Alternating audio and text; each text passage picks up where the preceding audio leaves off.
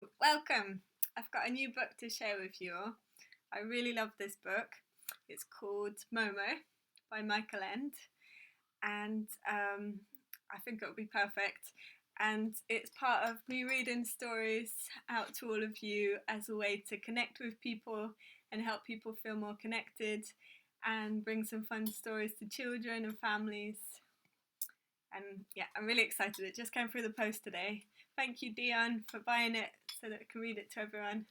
Hope you get to listen to it. Dion's my amazing big brother, by the way. Okay, so the very important question for me to ask, but you know what it's going to be. Are you sitting comfortably? Yes. What was that? Yeah. Even in the cheap seats? Yeah. Great. From Then the I'll cheap begin. seats.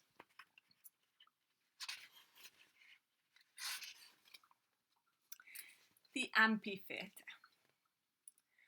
Long, long ago, when people spoke languages quite different from our own, many fine big cities already existed in the sunny lands of the world. There were towering palaces inhabited by kings and emperors. There were broad streets, narrow alleyways, and winding lanes. There were sumptuous temples filled with idols of gold and marble. There were busy markets selling wares from all over the world. And there were handsome, spacious squares where people gathered to discuss the latest news and make speeches or listen to them.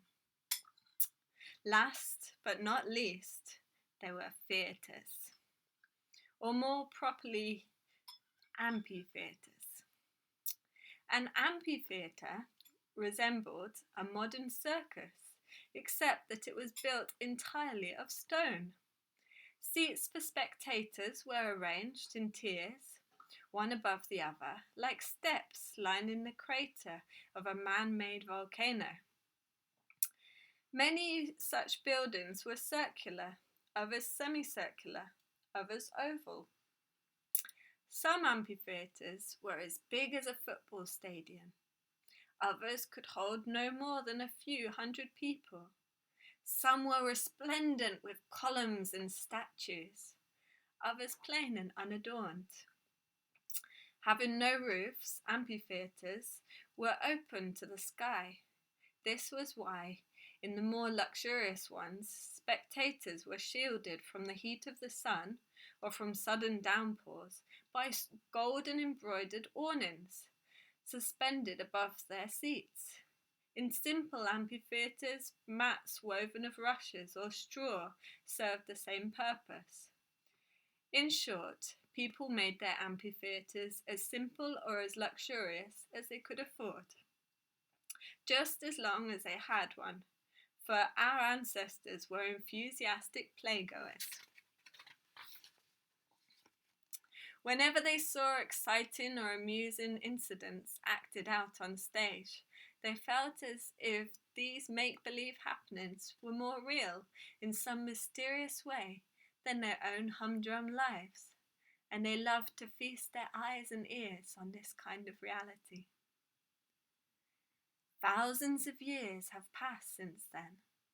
The great cities of long ago lie in ruins, together with their temples and palaces.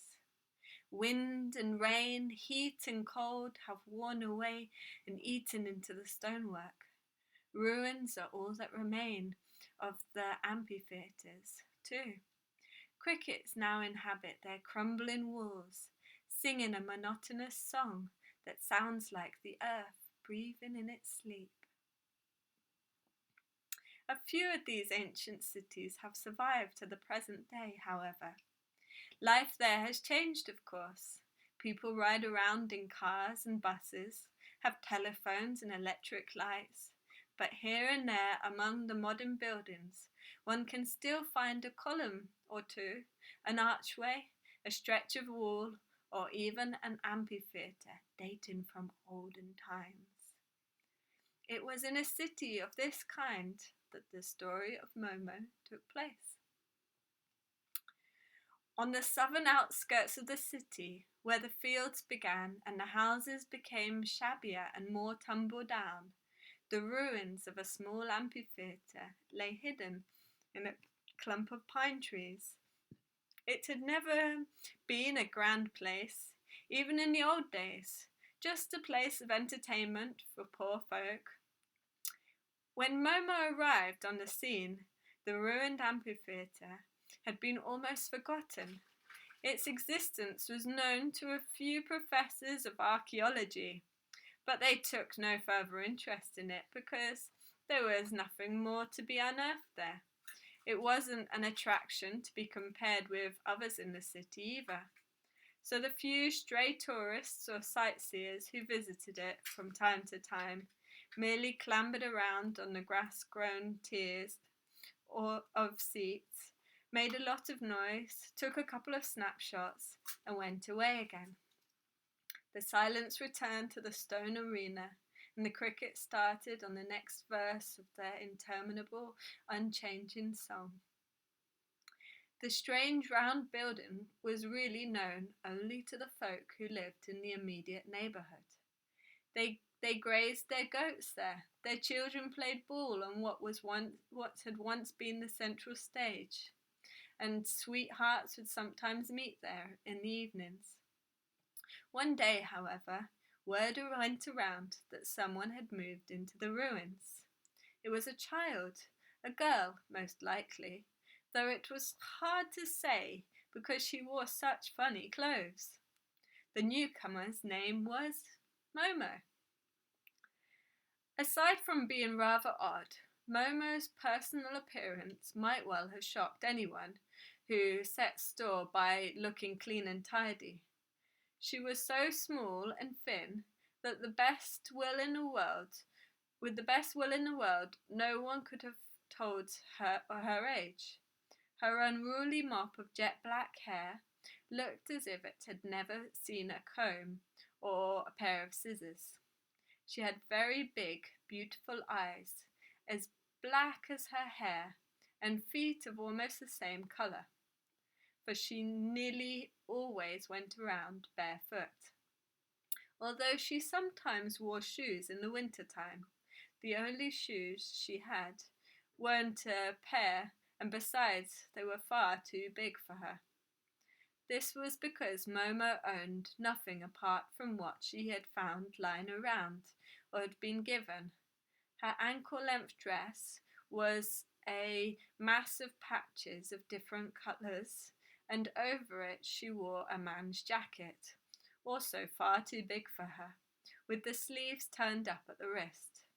Momo had decided against cutting them off because she wisely reflected that she was still growing, and goodness only knew if she would ever find another jacket as useful as this one, with all its many pockets.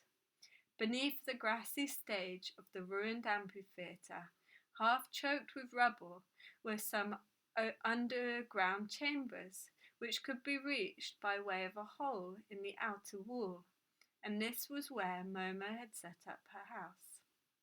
One afternoon, a group of men and women from the neighbourhood turned up and tried to question Momo. Momo eyed them apprehensively, fearing that they had come to chase her away, but she soon saw that they meant well. Being poor like herself, they knew how hard life could be. "So," said one of the men, "you like it here, do you?" Momo nodded.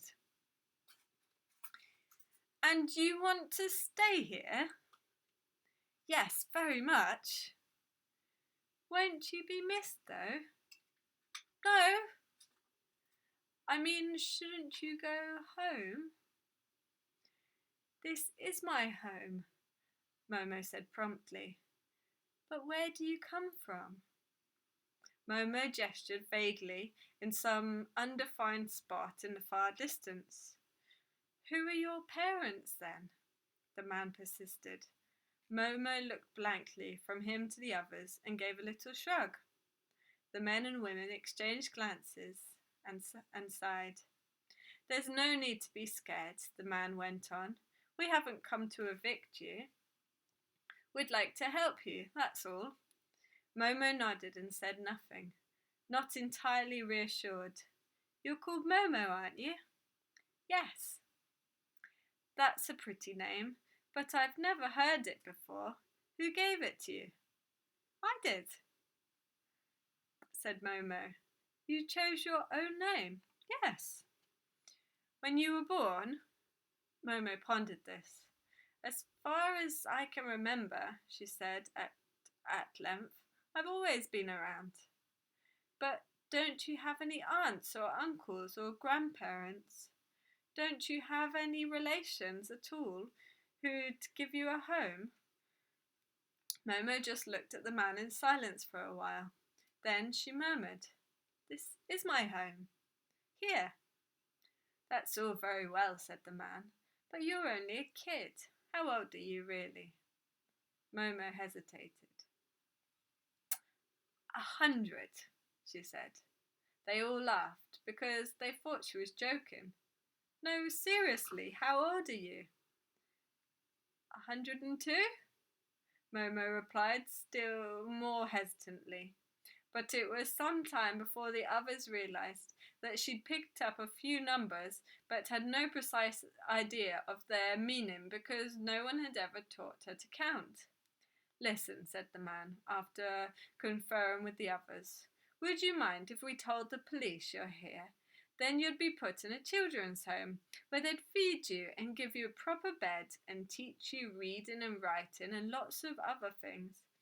How does that appeal to you? Momo gazed at him in horror. No, she said in a low voice. I've already been in one of those places. There were other children there too, and bars all over the windows. We were beaten every day for no reason. It was awful. One night I climbed the wall and ran away. I wouldn't want to go back there. I understand that, said an old man, nodding, and the others could understand and nodded too. Very well, said one of the women, but you're still so little, someone has to take care of you. Momo looked relieved. I can take care of myself. Can you really? Said the woman. Momo didn't answer at once. Then she said softly, I don't need much. Again the others exchanged glances and sighed. Know something, Momo, said the man who had spoken first.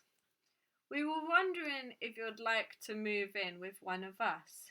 It's true we don't have much room ourselves, and most of us already have a horde of children to feed. But we reckon one more won't make any difference. What do you say? Thank you, Momo said, smiling for the first time. Thank you very much, but couldn't you just let me go on living here? After much deliberation, the others finally agreed. It occurred to them that she would be just as well off here as with one of them, so they decided to look after Momo together. It would be easier, in any case, for all of them to do so than for one of them alone. They made an immediate start by spring cleaning Momo's dilapidated dungeon and refurbishing it as best they could. One of them, a bricklayer by trade, built her a miniature cooking stove and produced a rusty stovepipe to go with it. The old man, who was a carpenter, nailed together a little table and 2 chairs out of some old packing cases. As for the womenfolk, they brought along a decrepit iron bedstead adorned with curlicues, a mattress with only a few rents in it, and a couple of blankets. No idea what a curlicue is. The stone cell beneath the stage of the ruined amphitheater became a snug little room. The bricklayer, who fancied himself an artist, added the finishing touch of a painting of a pretty flower picture on the wall. He even painted a pretend frame around it, and a pretend nail as well. Last of all, the people's children came along with whatever food they could spare. One brought a morsel of cheese, another a hunk of bread, another some fruit, and so on. And because so many children came, the occasion turned into a regular housewarming party. Momo's installation in the old amphitheatre was celebrated as zestfully as only the poor of this world know how. And that was the beginning of her friendship with the people of the neighbourhood. I have a feeling this is going to be a good fun book to read more. So I hope you enjoyed the first chapter, and sending you all loads of love. And I know there's a lot of people struggling at the moment, but if we all connect together, I think we're going to get through it well. So loads of love. See you soon. Come back for the next chapter.